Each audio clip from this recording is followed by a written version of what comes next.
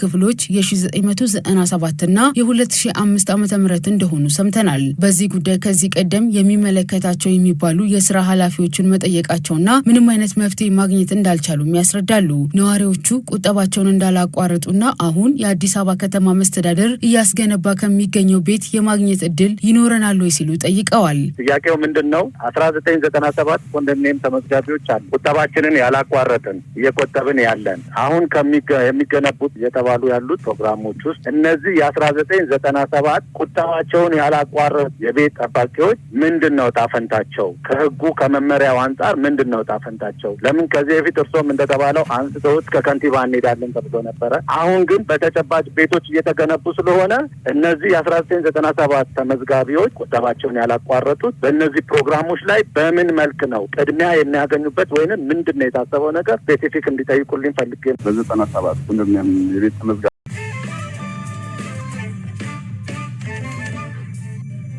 ሐሳብ ባደረገ መልኩ ተጠቃሚ የሚሆኑበት የቤት ልማት ፕሮግራሞች በ5 ሞዳሊቲዎች በተደጋጋሚ ጊዜ ለሚዲያ ሲገለጽ እንደቆየው በዛ አግባብ ውስጥ ተጠቃሚ የሚሆኑበት ሁኔታ መኖሩን በዚህ ለመግለጽ ነው የሚወደው። አንደኛው ነው ምንም ተስፋ እንዳይኖረን ነው የተደረገው። ምንም እዛ ማለትም የኮንዶሚኒየም የጋራ ቤቶች መስጠት አቁመናል ሲሉ ጥሩ ስሜት አልተሰማኝም በሰዓቱ። የኛ ተስፋችን ምንድነው? አሁን እሳቸው እንደጠየቁት አይነት ጥያቄ ነው የሚጠይቀው። ምንድነው ጣፈንታቸው? እንደዛ ካልሆነ ምንድነው ጣፈንታቸው? የከፈሉ በጣም ነው የሚጠብቁት ወይስ ለነሱ እየተሰራ ያለ ነው ወይስ እነዚህ አሁን መጨረሻ ላይ እንደ አማራጭ ይቀርባሉ የተባሉትን 5 አማራጮችን ነው የሚጠብቁት?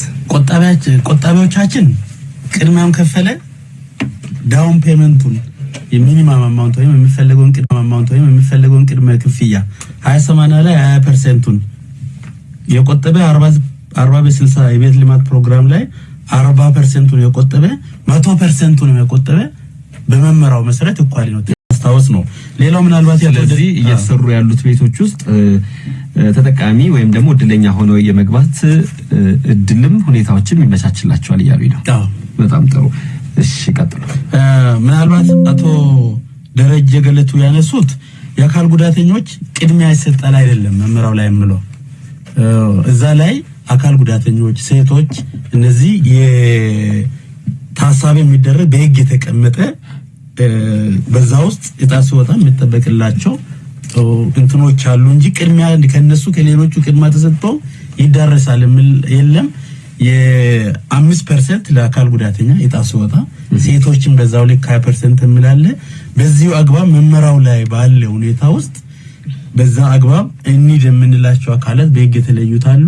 በዛ አግባብ የሚከድና እዛ ውስጥ እየታየ እጣስ ወጣ ግን ከሚወጣው እጣ አካል ጉዳተኞችን ታሳቢ የተደረገ በህግ የተቀመጠውን ጉዳዮች ታሳቢ የተደረጉ የሚሄዱና እዛ ውስጥ ምላሽ የሚያገኝበት ሁኔታ መኖሩን በዛው ለማንሳት ነው።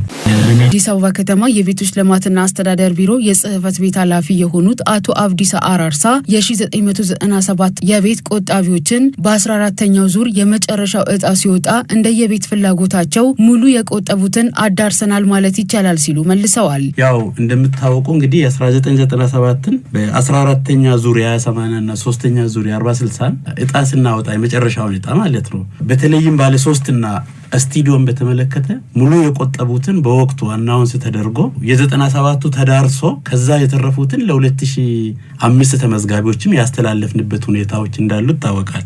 በዚህ አግባብ አዳርሰናል የምንል ምልከታና ሐሳብ ነው ያለን። የተቀሩት ነገር ግን በሰዓቱ ቁጠባቸውን ያላሟሉ ዳውን ፔመንቱ ያልተሟላላቸው ደግሞ በኋላ ከጊዜ በኋላ እየቆጠቡ መጡና በአሁኑ ሰዓት ላይ ተጠባባቂ ነን የሚሉ አሉ። መረጃዎችም አሉ። ትክክል ነው። ይሄን ጥያቄ ለመመለስ በአጠቃላይ አሁን ባለው ነባራዊ ሁኔታ አዲስ አበባ ከተማ አስተዳደር ሰፋፊ የቤት ልማት ስራዎችን እየሰራ ነው የሚገኘው። የ1997 ብቻም ሳይሆን 2005ንም ታሳቢ ባደረገ መልኩ ተጠቃሚ የሚሆኑበት የቤት ልማት ፕሮግራሞች በ5 ሞዳሊቲዎች በተደጋጋሚ ጊዜ ለሚዲያ ሲገለጽ እንደቆየው በዛ አግባብ ውስጥ ተጠቃሚ የሚሆኑበት ሁኔታ መኖሩን በዚህ ለመግለጽ ነው የሚወደው። ይሁንና እነዚህ ከ1997 ዓ.ም ጀምሮ ሳያቋርጡ የቆጠቡ የህብረተሰብ ክፍሎች የመጨረሻ እጣ ፈንታቸው ምንድነው ስንል የጠየቅናቸው ኃላፊው አቶ አብዲሳ ተከታዩን መልሰዋል። የተለየ የምንለው ነገር የለም። ሁሉም በዚህ ሞዳሊቲ ውስጥ ተካቶ ምላሽ የሚሰጣቸው ነው የሚሆነው። ተጠቃሚ የሚሆኑበት አግባብ አለ። 97ም አሉ። ለምሳሌ ከ97 ባለ 2 ናቸው በሳቱኛ አለን ብለን የማንሰው ካሉም ነው ያለ ነው። አሁንም ሌሎቹንም ካሉት በአጠቃላይ ተጠቃሚ የሚሆኑበት አሰራር አለ። ከአምስቱ ሞዳሊቲዎች አንዱ የቁጠባ ቤት ነው። ቅድም እንዳልነው በባንክ ብድር በቦንድ ብድር የሚገነባ የ80 እና የ40/60 የቤት ልማት ፕሮግራም ነው። ስለዚህ በዛ ውስጥ ሆኖ እነሱም ተጠቃሚ የሚሆኑበት ሁኔታ ነው ያለው። እጣ ፈንታችን ምንድነው የምንለው? ቤት እየለማ ነው ያለው። ከዛ ቤት ውስጥ ተጠቃሚ እንደሚሆኑ 97 ብቻ ሳይሆን 2005ም ጭምር ተጠቃሚ የሚሆኑበት ስራ እየተሰራ መኖሩን ለማስታወስ ነው። መመሪያው ለአካል ጉዳተኞች ቅድሚያ ይሰጣል የሚል ሳይሆን ለአካል ጉዳተኞችና ለሴቶች ከ5 እስከ 20% እጣው ሲወጣ ታሳቢ ይደረግላቸዋል የሚል እንደሆነ ኃላፊው አስረድተዋል። ይቆስ ቅድም ባቀረብኩት ልክ ባለ 3 እኮ ለ2005 አውጥተናል። ያ ማለት የ97 ተመዝጋቢ ስላጠናቀቅ ለ2005 ተመዝጋቢዎች አውጥተናል። ካሉም ነው ያለ ነው። አሁንም ሌሎቹንም ካሉት በአጠቃላይ ተጠቃሚ የሚሆኑበት አሰራር አለ። ከአምስቱ ሞዳሊቲዎች አንዱ የቁጠባ ቤት ነው። ቅድም እንዳልነው በባንክ ብድር በቦንድ ብድር የሚገነባ የ80 እና የ40/60 የቤት ልማት ፕሮግራም ነው። ስለዚህ በዛ ውስጥ ሆኖ እነሱም ተጠቃሚ የሚሆኑበት ሁኔታ ነው ያለው። በነበረው አሰራር መሰረት ቅድሚያ ተሰጥቶ የሚያሳብ አንስተዋል። በእጣቸው መሰረት በምዝገባው መሰረት በመመራው ቤት የምተላለፍበት መመሪያ ቁጥር 3 2011 አለ። በዛ አግባብ ቤቶቹ የሚተላለፉበት ሁኔታዎች አሉና እጣ ፈንታችን ምንድነው የምንለው? ቤት እየለማ ነው ያለው። ከዛ ቤት ውስጥ ተጠቃሚ እንደሚሆኑ 97 ብቻ ሳይሆን 2005ም ጭምር ተጠቃሚ የሚሆኑበት ስራ እየተሰራ መኖሩን ለማስታወስ ነው። ሌላው ምናልባት ስለዚህ እየተሰሩ ያሉት ቤቶች ውስጥ በተለይ ኪችን፣ መጸዳጃ ቤት ወይም ሽንት ቤት፣ መኝታ ቤት ክፍሎች አካባቢ ፈርሰው እንደገና ይሰራሉ። በከተማ አስተዳደሩ ወጪ ወጥቶበት የተሰራው ኮስት ሆኖ የተመዘገበው እንደገና ደግሞ እጣ የደረሰው መልሶ ያፈርሰዋል። ይሄ ነገር አሁን ምን ታስቦበታል ብለው እንግዲህ አንዳንድ ነዋሪዎች ጠይቀው ነበረ። አቶ አራርሳ ወይም የቤቶች ልማት አስተዳደር እንደ መልስ ሰጥተውበታል። በዚህም ምንድነው ያሉት? አዎ እኛም አጥንተናል።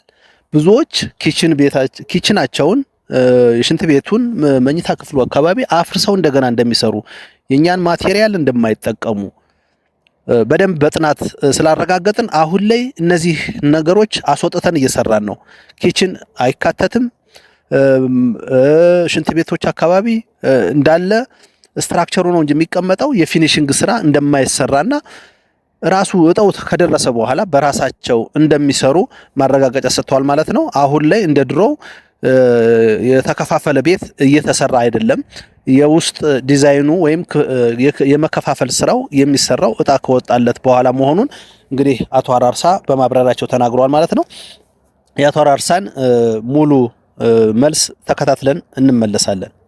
ይህ በቀጥታ ስርጭት በሸገር ኤፍኤም ሲተላለፍ የነበረው ምን እንጠይቅሎ ፕሮግራም ላይ ከቤቶች ልማት አስተዳደር ዋና ኃላፊ ከሆኑት አቶ አራርሳ የተሰጡ ምላሾችና ከማህበረሰቡ የተጠየቁ ጥያቄዎች ምን ይመስሉ ነበር የሚለውን በማጠቃለያ መልኩ ወደ እናንተ ይዘን ስለመጣን ስለተከታተላችሁንም እያመሰገንን የዛሬው ፕሮግራማችን ይሄን ይመስል ነበር። በሌላ ጊዜ ሌላ አዲስ መረጃዎችን ወደ እናንተ ይዘን እንመጣለን።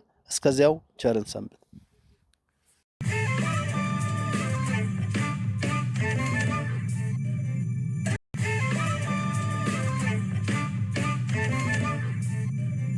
በዚሁ አግባብ መመራው ላይ ባለ ሁኔታ ውስጥ በዛ አግባብ እንሂድ የምንላቸው አካላት በህግ የተለዩታሉ። በዛ አግባብ የሚከድና እዛ ውስጥ እየታየ እጣ ሲወጣ ግን ከሚወጣው እጣ አካል ጉዳተኞችን ታሳቢ የተደረገ በህግ የተቀመጠውን ጉዳዮች ታሳቢ እየተደረጉ የሚሄዱና እዛ ውስጥ ምላሽ የሚያገኝበት ሁኔታ መኖሩን በዛው ለማንሳት ነው። በተደጋጋሚ ጊዜ ለሚዲያ ሲገለጽ እንደቆየው በዛ አግባብ ውስጥ ተጠቃሚ የሚሆኑበት ሁኔታ መኖሩን በዚህ ለመግለጽ ነው የሚወደው። እዛው ላይ ግን አቶ ዳንኤል ይቅርታ፣ አምስቱ ሞዳሊቲዎችን አስታውሳለሁ። የአዲስ አበባ ከተማ አስተዳደር የቤቶች ልማት ኮርፖሬሽን ኃላፊ ነበር አቶ ሽመልስ በቀለ። እዚህ መልሰውት ነበር። እሱ እንዳለ ይቆይና ከሞዳሊቲዎቹ አማራጭ ከማቅረብ ይልቅ የአቶ ዳንኤል አማረ ከዛም ደግሞ አቶ ደረጀም ደገፉ አያይዘው ስለጠየቁ መልሱታል። ቁጠባ ያላቋረጥን ይላሉ። ቁጠባ ያላቋረጥን ነገ ዛሬ ይወጣልናል ብለን የምንጠብቅ የመጨረሻው እጣ ፈንታችን ምንድነው ነው? በዚህ ሞዳሊቲ ውስጥ እንዲታቀፉ ነው የሚደረገው ወይስ ለነሱ በተለየ መልኩ የሚጠብቃቸው እጣ አለ ወይ? የተለየ የምንለው ነገር የለም። ሁሉም በዚህ ሞዳሊቲ ውስጥ ተካቶ ምላሽ የሚሰጣቸው ነው የሚሆነው። ተጠቃሚ የሚሆኑበት አግባብ አለ። 97ም አሉ። ለምሳሌ ከ97 ባለ 2 ናቸው በሳቱኛ አለን ብለን የማንሳው ቢኮዝ ቅድም ባቀረብኩት ልክ ባለ 3 እኮ ለ2005 አውጥተናል። ያ ማለት የ97 መዝጋቢ ስላጠናቀቅ ለ2005 ተመዝጋቢዎች አውጥተናል። ካሉም ነው ያለ ነው። አሁንም ሌሎቹንም ካሉት በአጠቃላይ ተጠቃሚ የሚሆኑበት አሰራር አለ። ከአምስቱ ሞዳሊቲዎች አንዱ የቁጠባ ቤት ነው። ቅድም እንዳልነው በባንክ ብድር በቦንድ ብድር የሚገነባ የ20/80 እና የ20/80 እና የ40/60 የቤት ልማት ፕሮግራም ነው። ስለዚህ በዛ ውስጥ ሆኖ እነሱም ተጠቃሚ የሚሆኑበት ሁኔታ ነው ያለው። በነበረው አሰራር መሰረት ቅድሚያ ተሰጥቶ የሚያሳብ አንስተዋል። በእጣቸው መሰረት በምዝገባው መሰረት በመመራው ቤት የሚተላለፍበት መመሪያ ቁጥር 3 2011 አለ። በዛ አግባብ ቤቶቹ የሚተላለፉበት ሁኔታዎች አሉና እጣ ፈንታችን ምንድነው የምንለው? ቤት እየለማ ነው ያለው። ከዛ ቤት ውስጥ ተጠቃሚ እንደሚሆኑ 97 ብቻ ሳይሆን 2005ም ጭምር ተጠቃሚ የሚሆኑበት ስራ እየተሰራ መኖሩን ለማስታወስ ነው።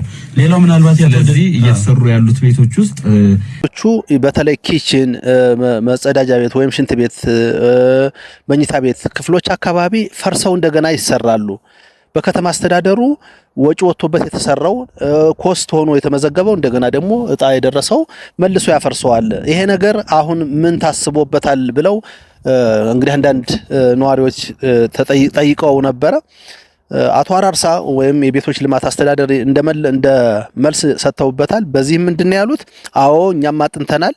ብዙዎች ኪችናቸውን የሽንት ቤቱን መኝታ ክፍሉ አካባቢ አፍርሰው እንደገና እንደሚሰሩ የኛን ማቴሪያል እንደማይጠቀሙ በደንብ በጥናት ስላረጋገጥን አሁን ላይ እነዚህ ነገሮች አስወጥተን እየሰራን ነው። ኪችን አይካተትም። ሽንት ቤቶች አካባቢ እንዳለ ስትራክቸሩ ነው እንጂ የሚቀመጠው የፊኒሺንግ ስራ እንደማይሰራና ራሱ እጣው ከደረሰ በኋላ በራሳቸው እንደሚሰሩ ማረጋገጫ ሰጥተዋል ማለት ነው። አሁን ላይ እንደ ድሮ የተከፋፈለ ቤት እየተሰራ አይደለም። የውስጥ ዲዛይኑ ወይም የመከፋፈል ስራው የሚሰራው እጣ ከወጣለት በኋላ መሆኑን እንግዲህ አቶ አራርሳ በማብራሪያቸው ተናግረዋል ማለት ነው። የአቶ አራርሳን ሙሉ መልስ ተከታትለን እንመለሳለን። ይህ በቀጥታ ስርጭት በሸገር ኤፍኤም ሲተላለፍ የነበረው ምን እንጠይቅሎ ፕሮግራም ላይ ከቤቶች ልማት አስተዳደር ዋና ኃላፊ ከሆኑት አቶ አራርሳ የተሰጡ ምላሾችና ከማህበረሰቡ የተጠየቁ ጥያቄዎች ምን ይመስሉ ነበር የሚለውን በማጠቃለያ መልኩ ወደ እናንተ ይዘን ስለመጣን ስለተከታተላችሁንም እያመሰገንን የዛሬው ፕሮግራማችን ይህን ይመስል ነበር። በሌላ ጊዜ ሌላ አዲስ መረጃዎችን ወደ እናንተ ይዘን እንመጣለን። እስከዚያው ቸርን ሰንብት።